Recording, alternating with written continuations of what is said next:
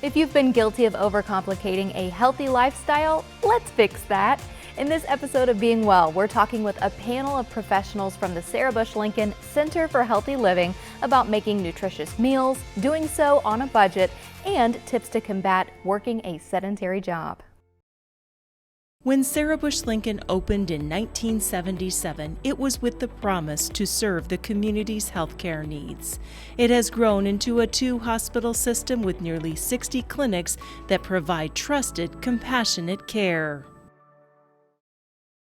For over 50 years, Horizon Health has been keeping you and your family healthy. And although some things have changed, Horizon Health's commitment to meet the ever-changing needs of our community has remained the same.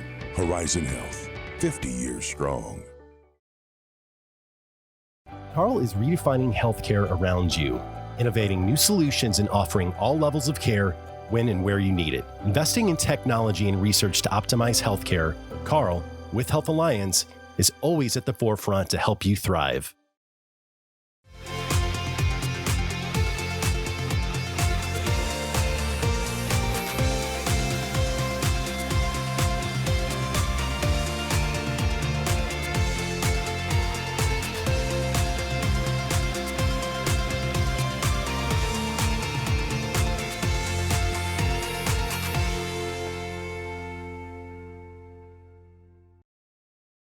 Thank you for joining us for this episode of Being Well. I'm your host, Lacey Spence, and today we are going to uncomplicate the process of finding a healthy lifestyle. We've got 3 fabulous guests here today, all the way from Sarah Bush in Mattoon. Welcome to Being Well. Some familiar faces and a new face as well. Yeah. Well, thank you for coming on today. I would love for everyone at home to get to know you all. I'll start closest to me, and if you guys could just introduce yourselves and tell us a little bit about yourselves. Sure. Thanks, Lacey. It's great to be here. My name is Michelle Schultz. I'm a registered dietitian at Sarah Bush, working primarily out of the Center for Healthy Living.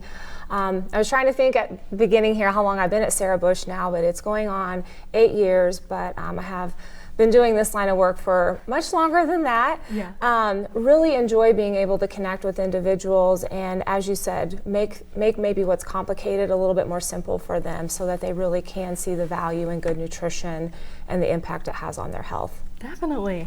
Melissa? My name's Melissa Prummer. I work in our wellness department at Sarah Bush, and I've been at Sarah Bush for the last 11 years. I'm fairly new to the wellness department, so we go out and do wellness screens for corporate companies and our employees and do some health coaching while we're there.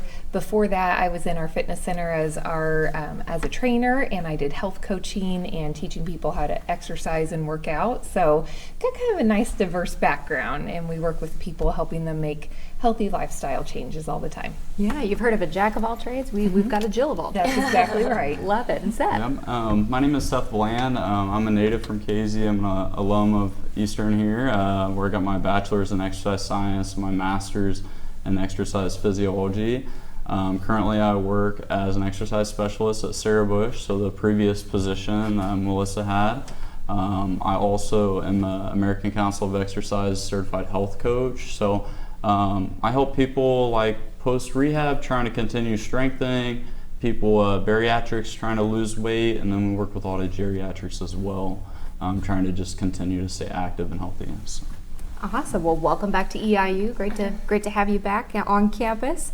So today we're talking about trying to uncomplicate having a healthy lifestyle. I know I've been guilty of the yo-yoing or trying to do something way extreme and then it's not sustainable and kind of hopping off that wagon. So we're going to talk about a variety of things. We've got nutritious meals, budget recipes, and combating working a sedentary job. Is there anywhere that sounds great that one of you would like to start with? No pressure. Let me pick. Let's go ahead and dive into nutritious meals. Mm-hmm. So as far as finding some healthier options, there may be a good way to go about that when you're shopping a grocery store. Yeah, I'll start. I think one of the things that I would like to just mention is that I think we're all guilty of making things harder than what they need to be. Okay. So one of the things that I know all three of us are excellent at is really trying to simplify for individuals, getting down to a basic, like what's one goal that you could set for yourself? What's one small change that you would be willing to concentrate on? Because we know the power in one. So to your question, how to go about like looking at the grocery store, I think honestly one of the best strategies is you need to have an idea before you even set foot in the store about what you're going to purchase. Too often we're going maybe rushed or tired or hungry, and guess what? That is reflective on some of the choices that we might make if we aren't well prepared prior to going into the store. And I might add, I know a lot of individuals have found great help in online, grocery order placement. They're not as tempted perhaps to put things in their shopping cart because it's already been pre-ordered. I think so many times people overcomplicate it too. They're trying to do everything all at once. Yeah. I got to eat my vegetables and fruits, and I have to get plenty of protein. But we really encourage our clients to pick one goal that you need to improve on. Are you only getting one vegetable a week? Okay, well, where could you sneak some veggies in, either lunch or supper? Let's start with that. Like, it doesn't have to be, I'm going to quit drinking soda and I'm going to quit eating processed food and everything all at once. We really encourage them, find a small goal that's easily attainable that you can make a habit and build from there. So don't do it all at once. It makes a big help. Yeah, I mean, to build off of that, I think another really good small thing that I try to focus on people is just their water intake. Like, we all need to drink water, and a lot of people really fall short maybe. It helps out with some appetite suppression, and just all of our bodily functions rely on water to stay hydrated. So that's another thing, just trying to drink to thirst and making sure that you're having water on hand, and then you're more likely to increase that intake to help with some appetite suppression. Yep. Now, if you're doing the flavored waters, does that count, or does that negate it? Because I've got some people who they say, well, I can't get that much in, and I'm always going to the bathroom and all of those kind of things. Yeah, sure. Well, and sometimes you don't have to be so hard on yourself, right? So like a flavored water, and sure, it may have some artificial sweeteners, but that's better than like those added sugars. And that's a better option than, say, your Coca-Cola, right, or some of those other like sodas or like sweet tea that has a lot of sugar in it. So that's like a baby step that you can take to try to make those small steps to improve your health. Yep. I think sometimes it's helpful for individuals to know like what you're doing right now, as long as it's an advancement, if it's a change in what you have been doing, it doesn't mean that you're going to stay there forever, but it's a start. And so sometimes just giving them permission to see it that way, it's almost a sense of relief to them, because they're not used to the relationship that we try and build with those we work with, and we're going to partner with you. We're not here to tell you what to do and bye, see you next week, but we want them feeling empowered, like, I get why they're suggesting that, and I think I want to really give that a try. That's something that I know we all really pride ourselves in, is getting their buy-in. Oh yeah. Yeah. And can we kind of talk about that mental game too? Because we've kind of gone into it that a lot of people like to go in full force, or that if I make one slip up, I'm done. That's it. Like, the week shot, the day shot, whatever it is. Yeah. But some of maybe the mental tools or encouragements that you all pass along to potential patients. We always recommend setting small goals for yourself, no matter what that is. And it's where you're starting. If you already drink water, we don't need to set that as a goal. So find a small goal and be proud of yourself every time you reach that, because you can. If you go in hard and you're trying to hit 4 or 5 different things all at once, you're saying, if I'm going to work out 7 days a week and then you miss Wednesday, you're like, well, maybe I'll start again next week. But if you say, I'm going to make it to the gym 2 or 3 times this week, and then you can feel really good about achieving that, and then you can build from there. But it's easy to get discouraged when you're trying to take on, the whole thing all at once. So setting those small goals, even if you feel like that's going to be so easy, sometimes those easy wins are enough to keep you going and really boost your confidence that, yes, I can do this and I can keep going. Mm-hmm. Yeah. And like making those kind of steps along the way too, Mm-hmm. because I was reading about someone who was saying, I want to be somebody who does 10,000 steps a day. Mm-hmm. And it's like, okay, well, why don't you just start with 4 and see if you can do 4? And they were like, well, no, I don't want to do 4. That seems like you know, lower level. Yeah. But it's like, if you can't stay consistent in the small things, you definitely want the big things. Exactly. When we're making these lifestyle changes, we're looking at long term. We're looking at where do you want to be in 5 to 10 years, not how much can we achieve in 4 weeks. So we're playing the long game here. So you want to build on each little step, little by little. That doesn't mean that's where you're going to be forever. So this week might be 4,000 steps. If that was really easy, then next week we might push for 5 or 6, depending on how well you did.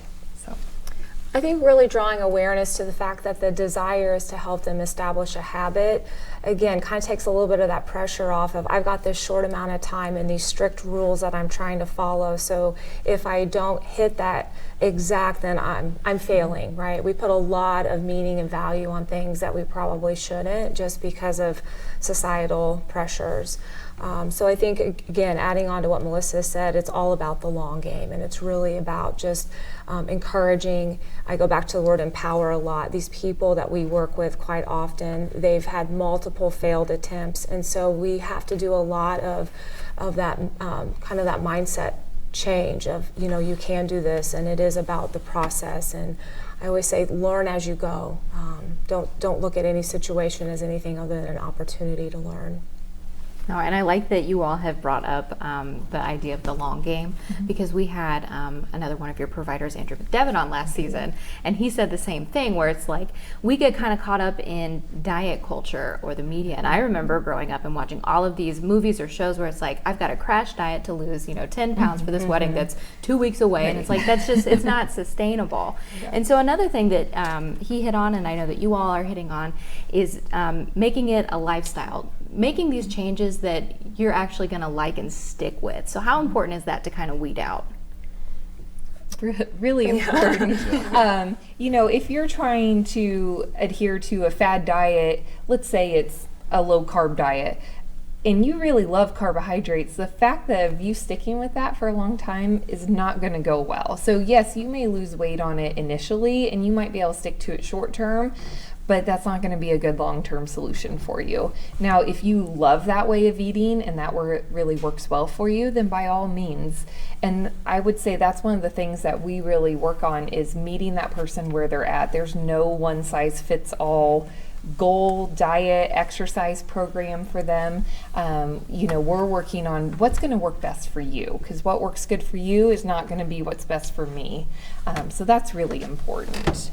And if somebody is at a place in their life where they would like to substantially lose more weight, are you able to help them navigate that, where for a season maybe they are doing something, but then working back from something so extreme? Is that something you all do too? Yes, for sure.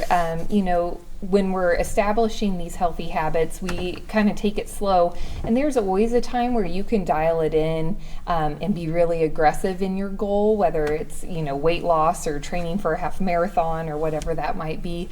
But those really intense goals are hard to maintain long term. So I think there's always a season to really dial it in, reach your goal, and then there's a season of, I'm going to live my best healthy life too.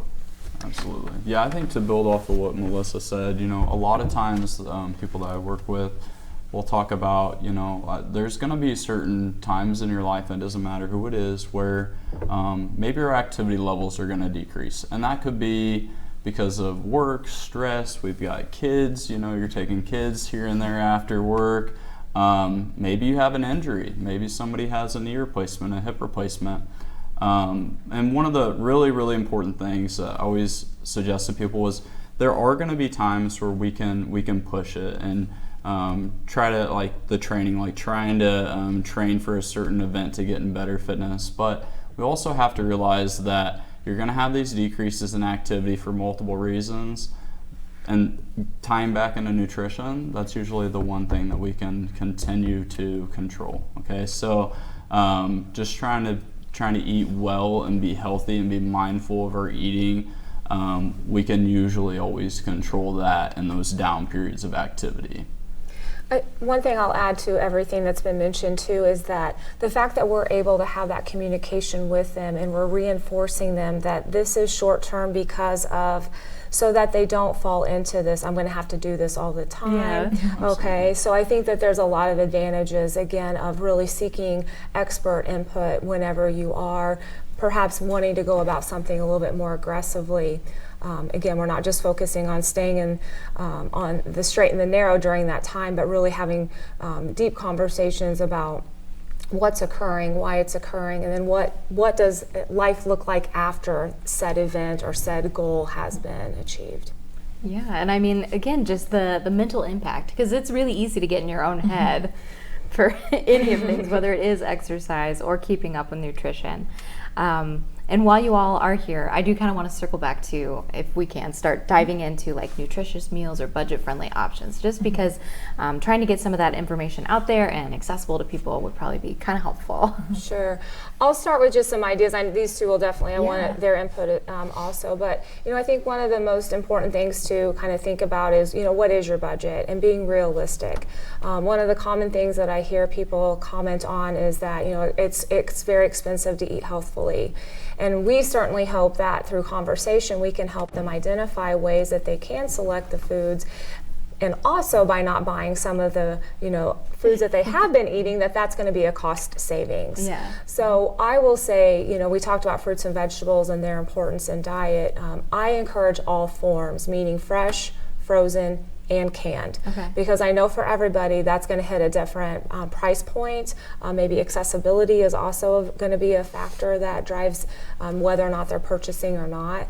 So sometimes just knowing that they can, and all three are certainly part of a healthy, well-balanced eating focus, that has been very helpful.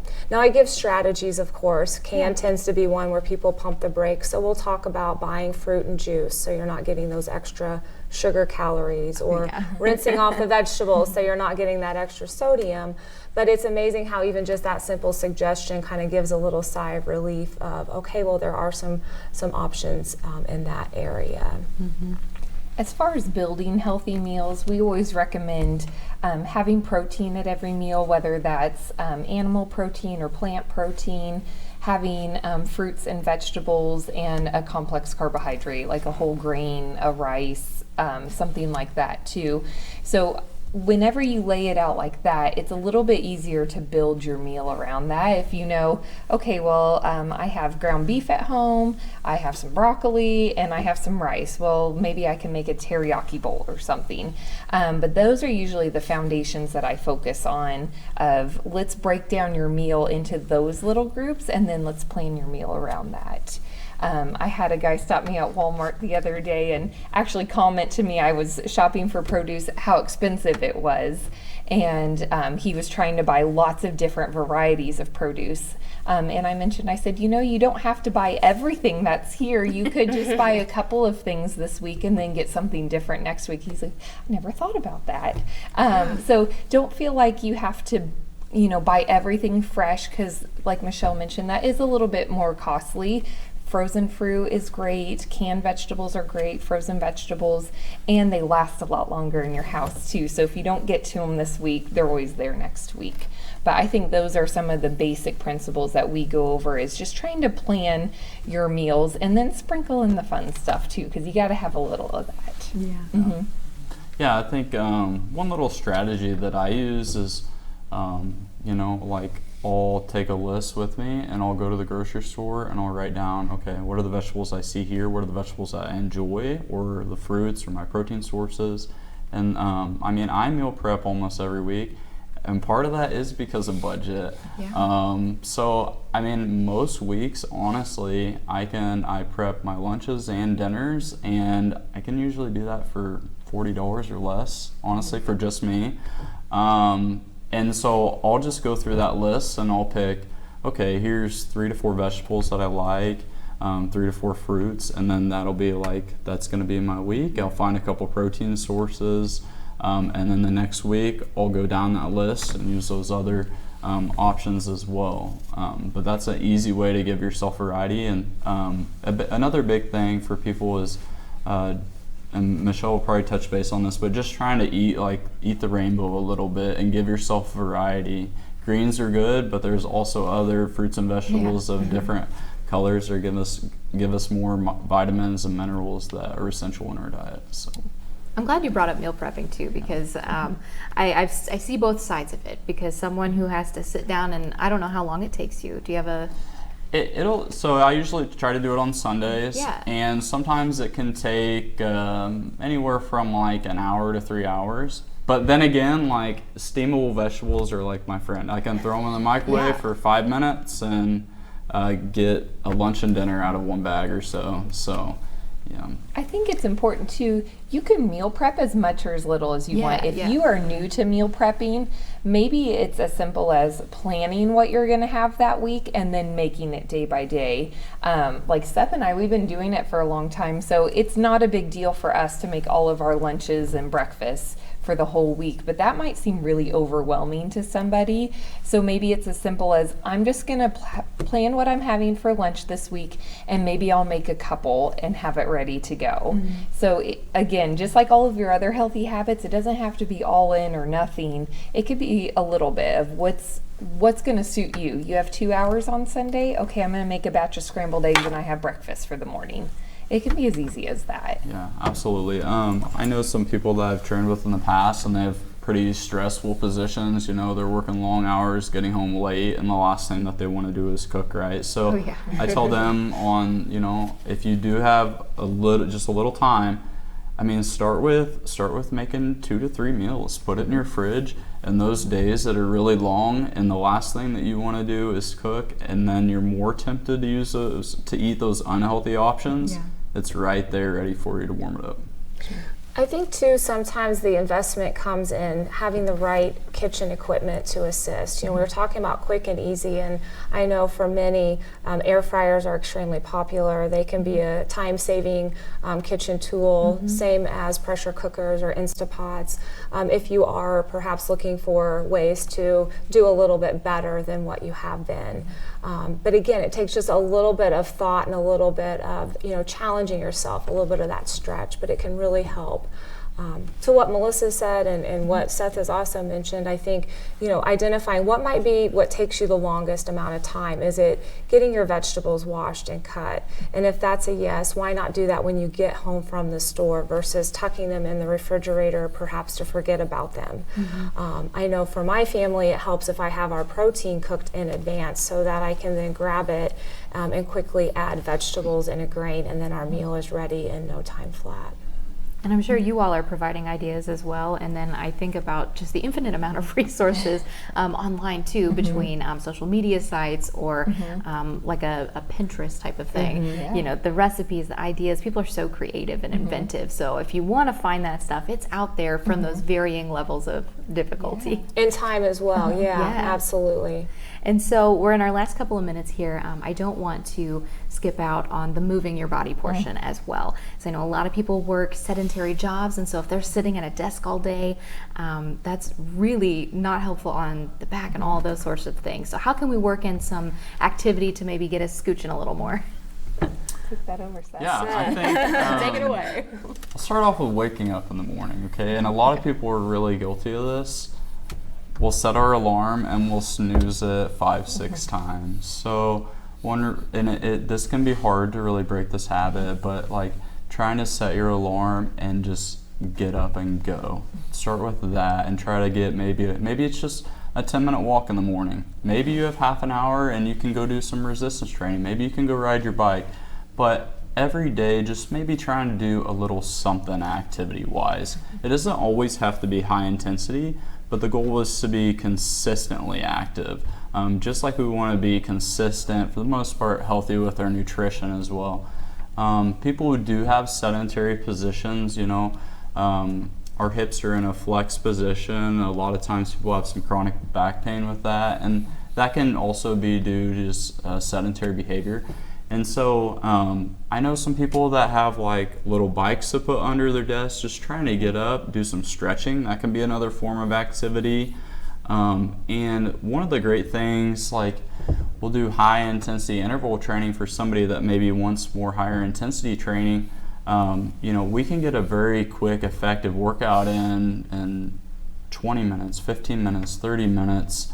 As long as you're moving quickly, you don't necessarily have to have an hour to work out either to burn those calories. So we always recommend breaks throughout the day too. If you're sedentary, you're kind of tied to your desk, this is where also drinking plenty of water comes into play. How many times do you have to get up and go to the restroom? True that. Well, maybe you can pick the restroom that's, on the other side of the building instead of the one right next to your desk.